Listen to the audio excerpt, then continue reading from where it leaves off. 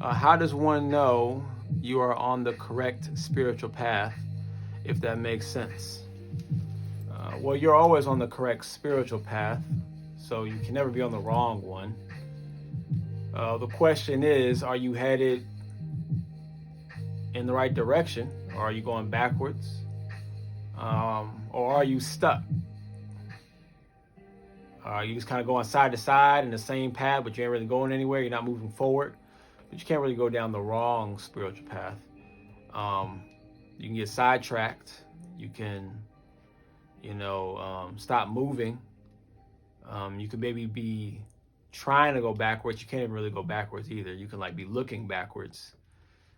But you're always on the right spiritual path. The question is, are you moving forward, and how fast are you moving forward? Or are you stuck? I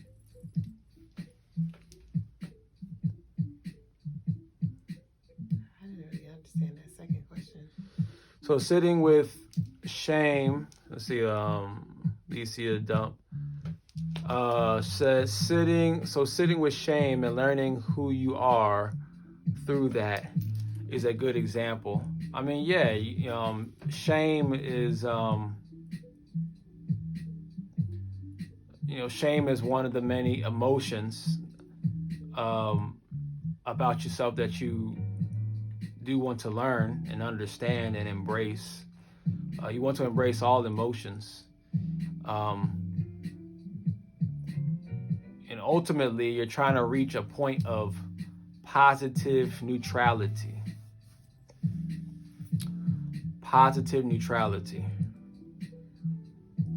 An example of what positive neutrality looks like in science, just look at an atom.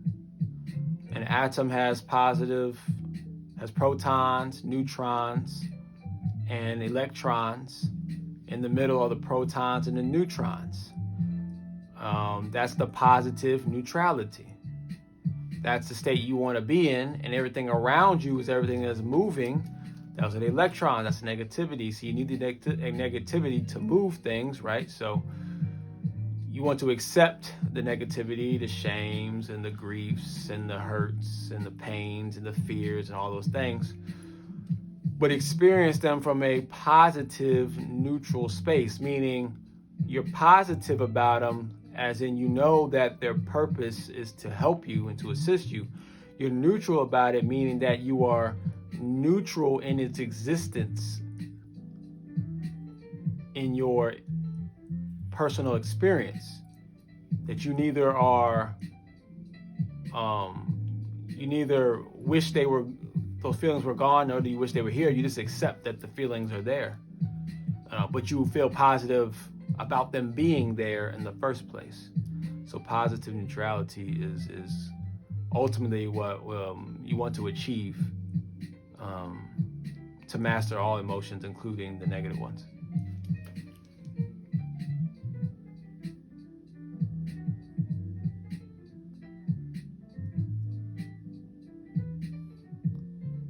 Although I feel like I tend to live very fast, could be a problem. I mean, the speed that you live at is the speed that you live at. I can't say whether that's a problem or not.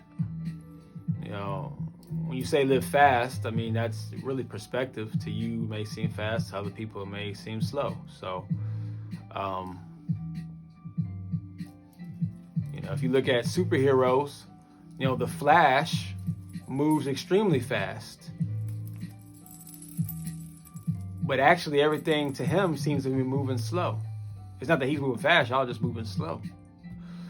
So if things are moving fast to you, too fast for you, then maybe you are moving too fast. If it seems too fast to you, it means it's too fast for you to digest and to understand. Another thing is you just might not be trusting yourself moving at that speed, because you're having a hard time. You're trying to digest it as you're moving, and you're having a hard time doing that. So you don't trust that you should be moving at this fast. So I can't necessarily say that it's a good thing or a bad thing. It's just what you're doing at this current time. So what you really try to find out is, why do you feel that way?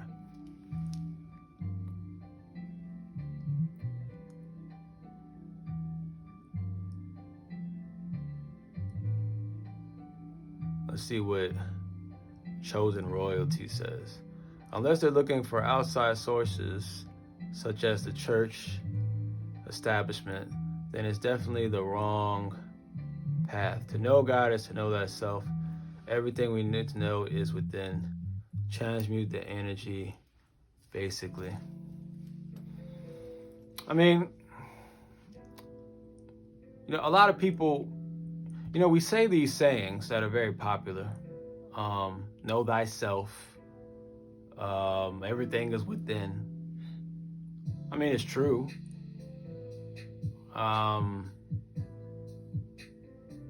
But if that's all that it took, then we wouldn't be existing. Or maybe another way to look at it is, everything is within. Within what? You said within self. Well, what is self? Is self this body? So I find that, like, even with Mr. Or Mrs. I don't know what Mr. looked like, chosen royalty is saying, I tend to find that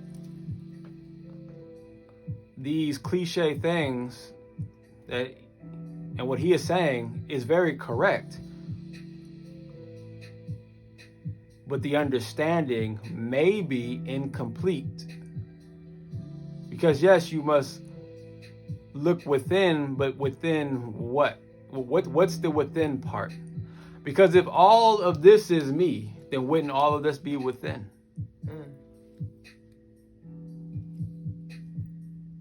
When you're in the dream world, you're in one body in the dream world. But the whole dream is you, is it not? So wouldn't your body plus everything that you experience in the dream be within? And don't they say that this is a dream world, a simulation, a hologram? That means it's being projected.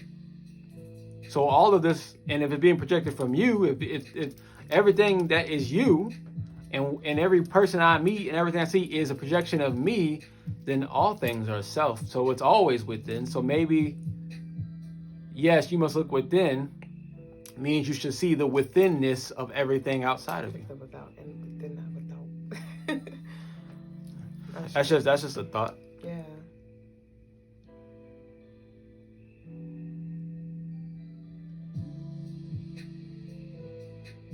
I was raised Catholic and have been spiritual for about 4 years now. 100% believe that, okay, Natalie has resonated with chosen royalty. Okay, so embrace the negative and positive. Yes, embrace both the negative and positive for the purpose of learning and evolving. Understood.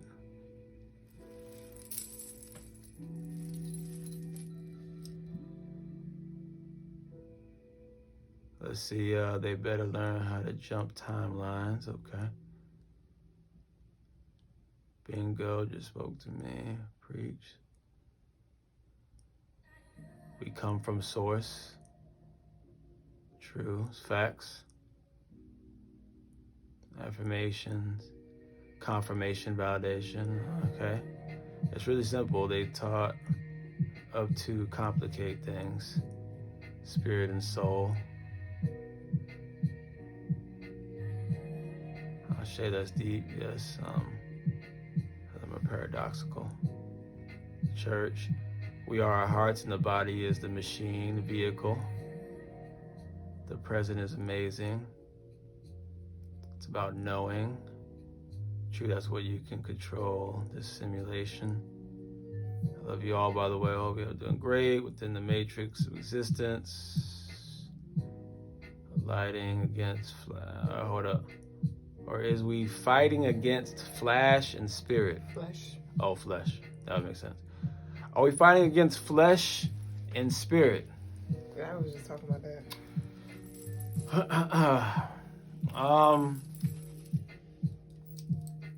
Okay, are we fighting against flesh and spirit? Well, who's the we? Is the we the flesh? Is the we the spirit, or is the we something else? The way you ask that question, the way we all ask that question, it's pretty obvious that the we is something else, or the I is something else. So, is the I fighting against the flesh and the spirit? You probably could say that. You could probably say that, because what is the I? The I is the I. The I am is the I am.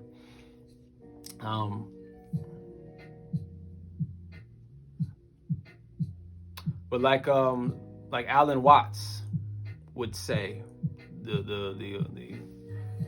late philosopher Alan Watts would talk about some of the teachings from the gurus. You know, one of the keys is to let go. But if your goal is to let go, then you're attached to letting go. Therefore, you're not letting go. So you must let go of trying to let go in order to let go. All right. So that goes with the same thing. Okay, if you, maybe it's the consciousness, whatever you want to call it, is fighting the flesh and the spirit. Well, how do you stop? Do you stop fighting the flesh and spirit by just saying, I'm going to stop fighting the flesh and spirit? Because then that's you in the flesh trying to fight the spirit, or that's your spirit trying to fight. You're still doing it, right? So then you go back to the positive neutrality part, where you just accept that that's part of what you do and what happens.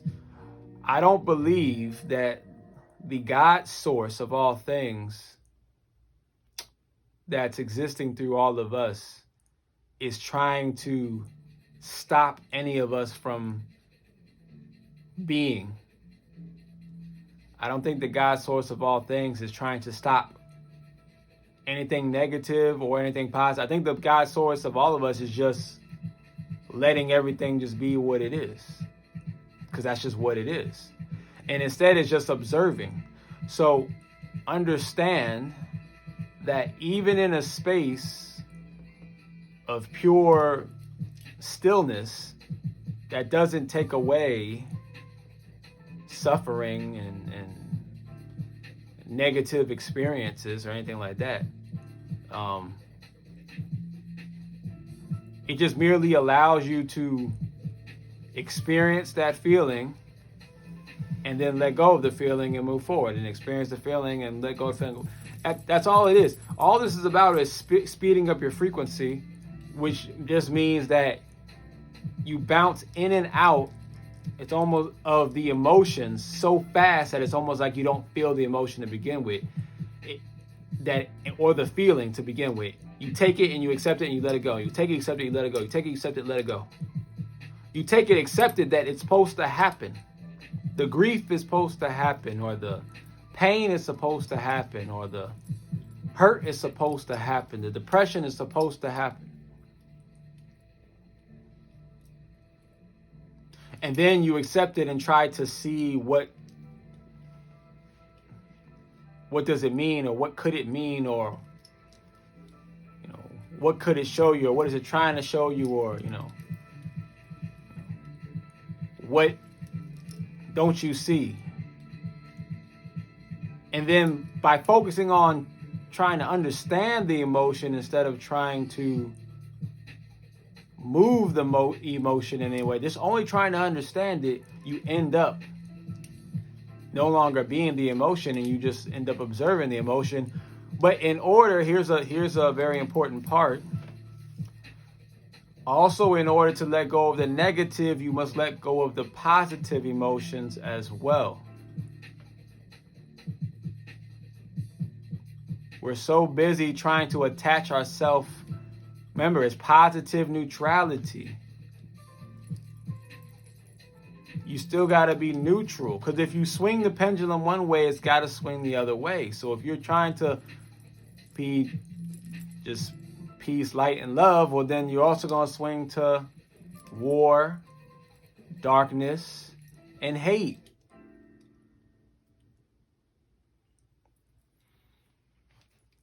So instead, yeah, you love fun and you love joy and you love, excitement and all of these things. But if that's what you're focused on, you'll get those things, but it's going to swing the other way. It's got to swing the other. You can't stop the swing. It's impossible.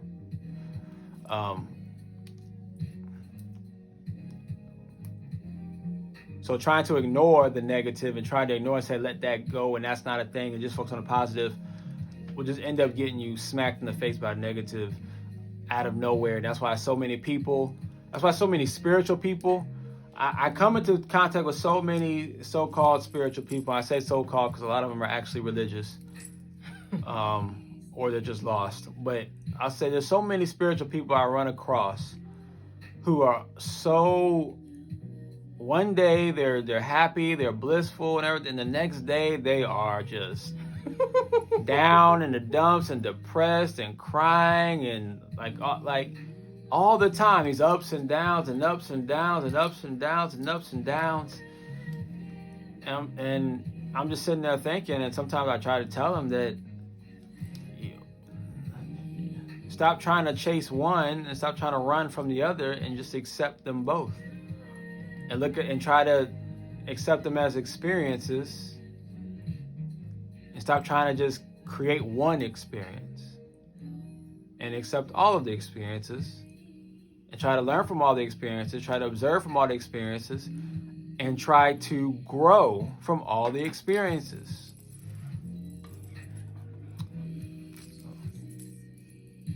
So, I know I went on a tangent there. I'll go to one more. It's a man so serious. I am the serious one. I am the serious one. Somebody gotta be serious. I don't know too many serious spiritual people, really. They strive and gotta maintain that in between.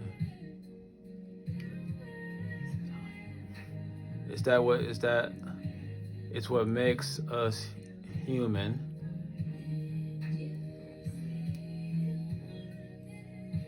Well, what makes us human is the fact that we are men or man or these beings with hue. That's what makes us human. I don't know there's this other weird concept that human has something to do with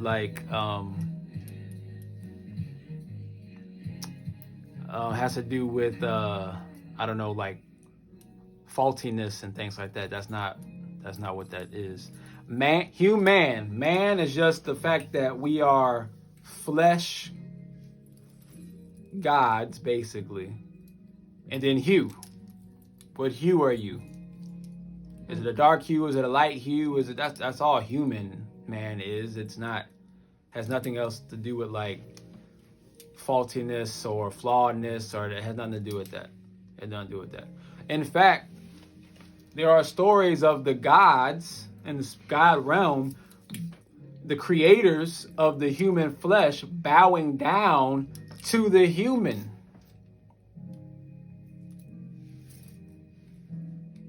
The gods bow down to the humans.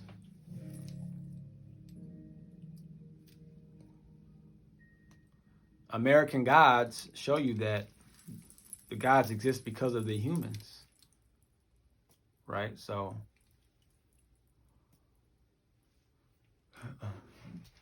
that's that. I didn't see any more questions. It's just been more so comments. Someone just said mysterious, right? It's human and mankind. That's facts. That is facts. That's facts. I try not to delineate too much on certain things like that, you know. That's what I've been trying to. So I'll go, if I get one more question or one more comment or something that's interesting, I'll go with that and then we'll end it. Let's see. He said, "This is my last trip, unless the Most High absolutely needs me back." You know what? I'm gonna end it on that one. I'm gonna go off that one. That's your wife? Yes, I was gonna say Indio. Yes, Demon King. I like that name. I want to go off of this one though. I'm a whole demigod reincarnated. I mean, what'd you say? There we go. This is my last trip, unless the Most High absolutely needs me back. Relax. Now he said, this is my last trip here.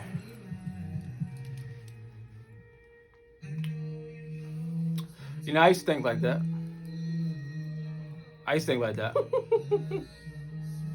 Like, I ain't trying to be here no more, things like that, whatever, right? And then I came to a realization some years ago.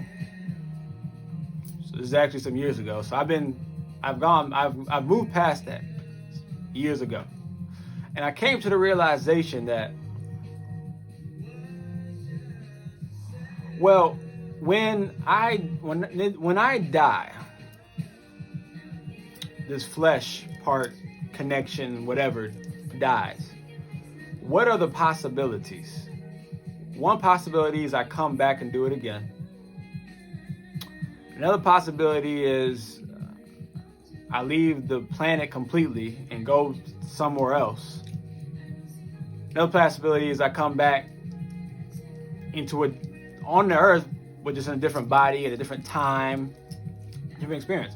But then I thought about all these possibilities. The other possibility is I go back to source and just become part of the all and have no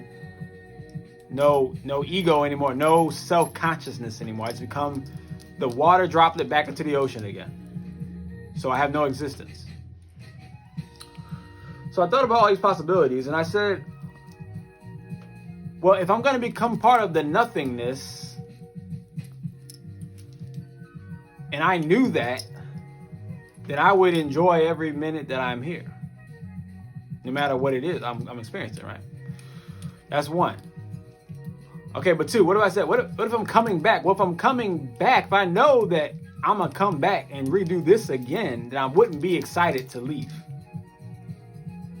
Knowing I'm going to come back and do it again and forget everything and have to try to figure it out again, I wouldn't be excited to leave.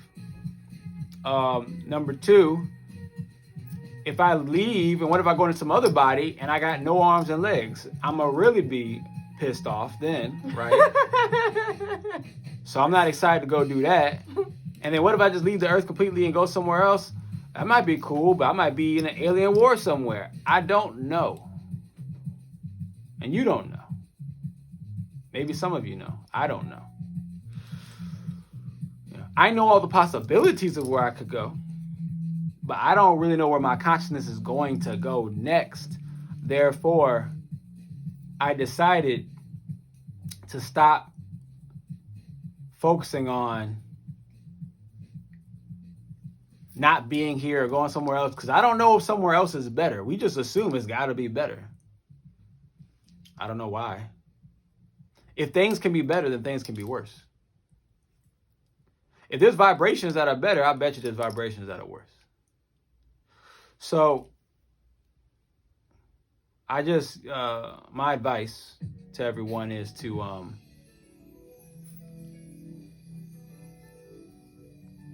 be in the now.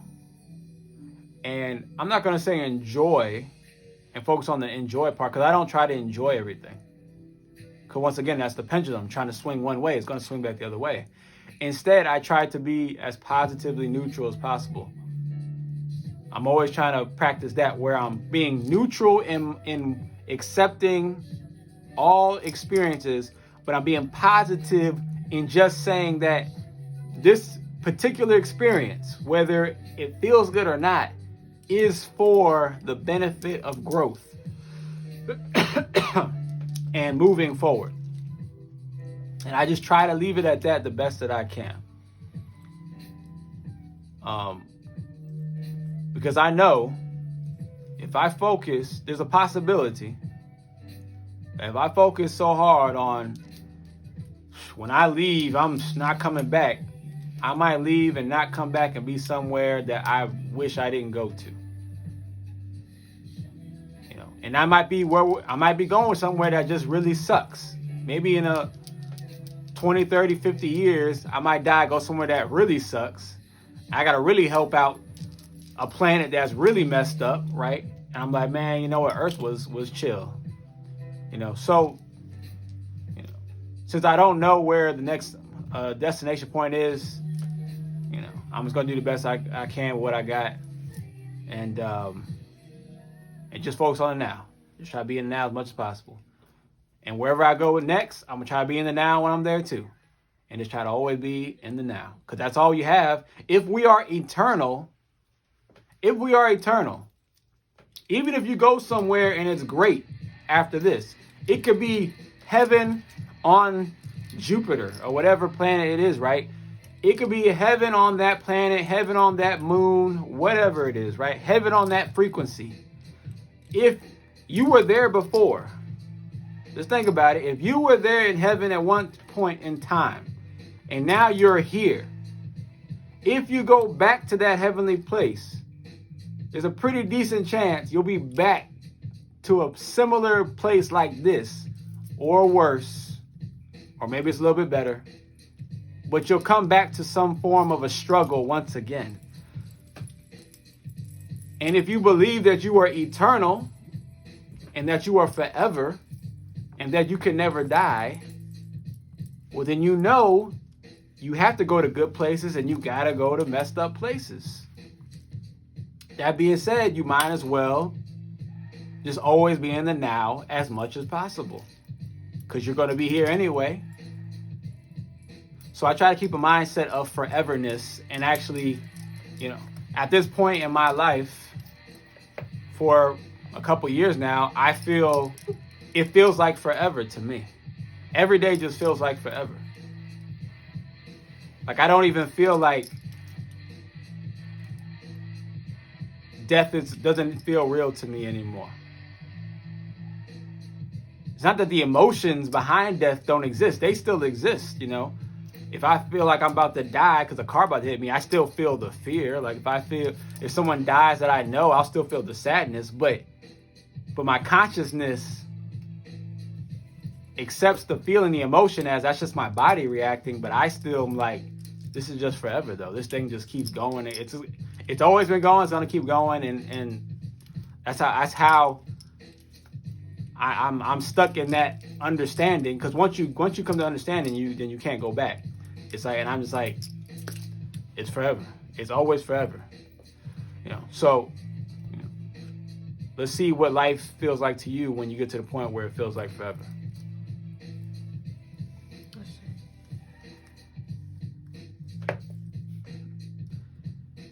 Thank you, Chosen Royalty, for all your great wisdom tonight. So we're going to end it right there. I think that's enough.